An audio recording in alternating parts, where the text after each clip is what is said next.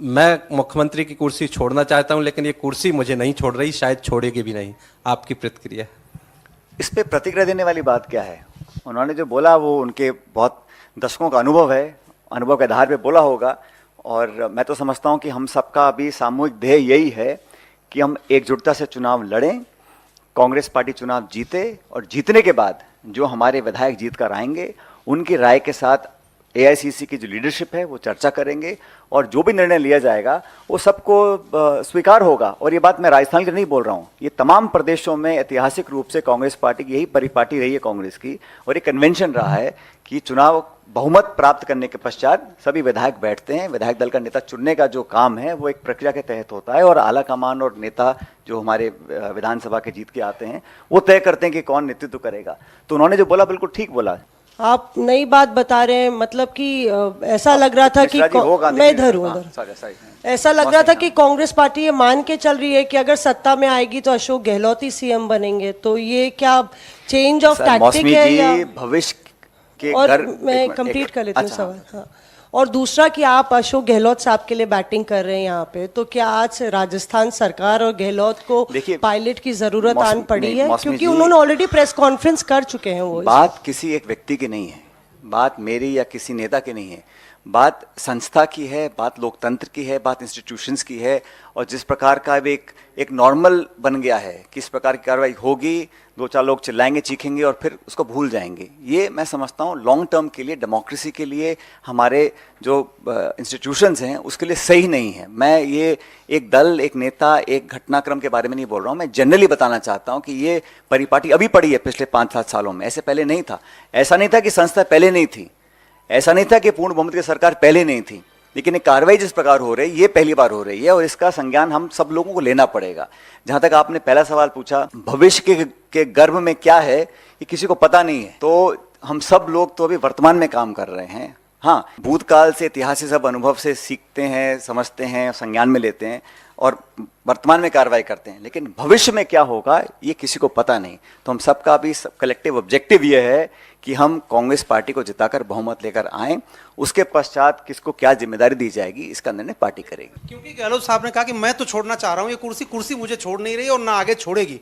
तो सब लोगों का ये जानना कि आपके पास चूंकि जिम्मेदारी है, आपकी कोई केमिकल इस तरह का इजाद आपने किया कि जो चिपकी हुई कुर्सी उसको आप अलग कर सकें, कोई इस तरह का कोई अनुसंधान आप कर रहे हैं? और दूसरी हमारे यहाँ सुनो मेरी बात, दूसरी बात, एक छोटा सवाल, आपने तमाम प्रक्रिया बता दी कि हमारी पार्टी में ये प्रक्रिया है, तो प्रक्रिया के तहत 2 ऑब्जर्वर गए थे, प्रक्रिया के तहत उन्होंने विधायक दल की बैठक बुलाई, तो उस प्रक्रिया का पालन तो वहां हुआ नहीं। तो आप कैसे उम्मीद करते हैं कि आगे प्रक्रिया का पालन ऐसा है जो आप, मैं जानता हूं मुझसे क्या बुलवाना चाह रहे हो, लेकिन जो जिस घटनाक्रम का आपने उल्लेख किया है वो भी एक शोध का विषय है, लेकिन वो अतीत में है। मैंने कहा जो समय निकल गया वापस आने वाला नहीं है, अब हमें आगे की तरफ देखना है। बड़ी चुनौती देश के सामने है। ये 5 राज्यों में अगर कांग्रेस पार्टी जीतती है तो निश्चित रूप से 2024 में इंडिया अलायंस सरकार बनाएगी भारत में। हमारे लिए ये राज्य जीतना बहुत जरूरी है, पार्टी के लिए और देश के लिए, ताकि इस प्रकार की जो घटना आज हुई है ये भविष्य में ना हो।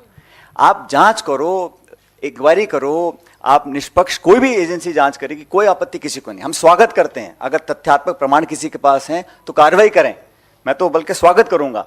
लेकिन बिना प्रमाण के सिर्फ इलेक्शन से पहले आप लोगों को छापे मार मार के डराने का काम करेंगे तो मैं उससे इत्तेफाक नहीं रखता हूं, बल्कि कोई भी राइट थिंकिंग पर्सन उससे इत्तेफाक नहीं रख सकता है। तो हमारा अभी उद्देश्य है, क्योंकि चुनाव डिक्लेयर हो गए हैं, हमने काफ़ी 76 या 75 विधायकों के नाम डिक्लेयर किए हैं जो हमारे कैंडिडेट्स होंगे, तो हमारा चुनावी मोड में काम चल रहा है। लेकिन बीजेपी कहीं ना कहीं बैकफुट पे है, इसलिए इस प्रकार की कार्रवाई करी है।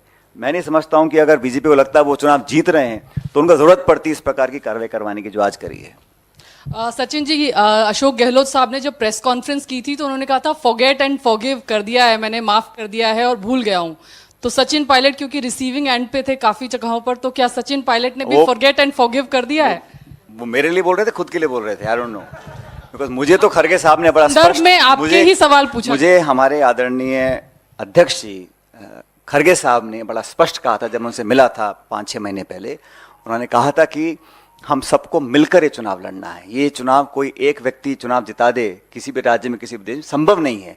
संगठन चुनाव लड़ता है, एक कलेक्टिव लीडरशिप होती है, उसमें एक अच्छा मिश्रण होता है अनुभव का, युवाओं का, प्रतिभा का और जो लोग एक्सपीरियंस हैं या जो लोग नए आते हैं राजनीति में, उन सबको साथ लेकर की जिम्मेदारी चलने की हम सब लोगों की है। उन्होंने मुझे कहा था कि Sachin, we have to move forward, तो let's forget the past, forget whatever has happened and move forward.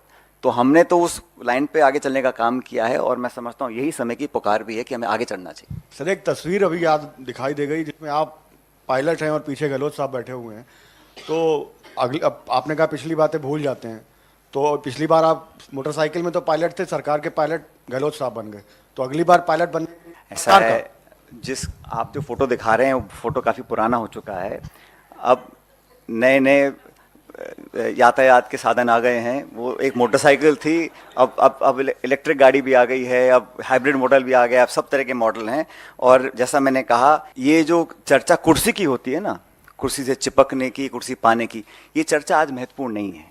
आज देश एक बहुत नाजुक मोड़ पे खड़ा है और सबको चुनौती है, इसलिए हम सब चुनाव जीतें, बहुमत प्राप्त करें, उसके बाद किसको क्या जिम्मेदारी देनी है इसका पार्टी निर्णय करेगी। और कौन बैठेगा मोटरसाइकिल में, कौन बैठेगा कॉकपिट में, इसका निर्णय पार्टी करेगी।